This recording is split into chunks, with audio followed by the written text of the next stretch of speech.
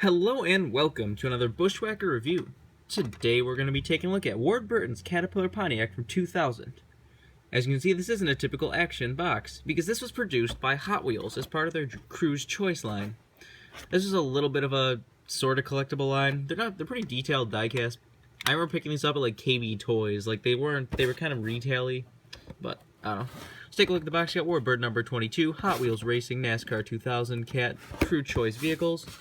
Crew Choice, Hot Wheels Racing. We have some information on the line. If you want to read that, picture of Ward Burton's car, Crew Choice, copyright and such on the bottom, and typical stuff. But let's get down to the car itself.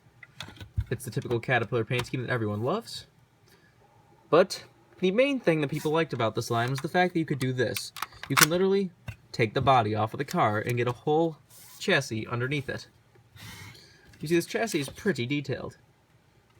I mean, it could be better. So, there's more detailed versions out there, but this is a pretty cool thing to get in this time period, just to be able to get this, everyday diecast you can just take off and enjoy the entire chassis detail underneath it.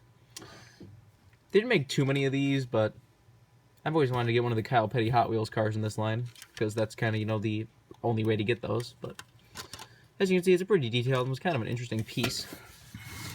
And you can see the body is still a full body, except the hood does open and all that stuff.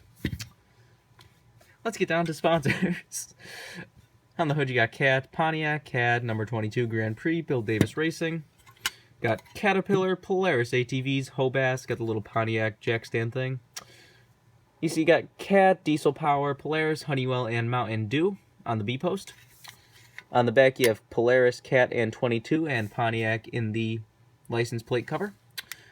On the deckhood you got Cat Financial, and you got the same stuff down the other side as usual. No Winston Cup logo or anything, because I think these work almost at some point for kids. So you see the deck lid and the trunk do open, as you can see right here. There's your typical fuel cell, and there's your engine detail.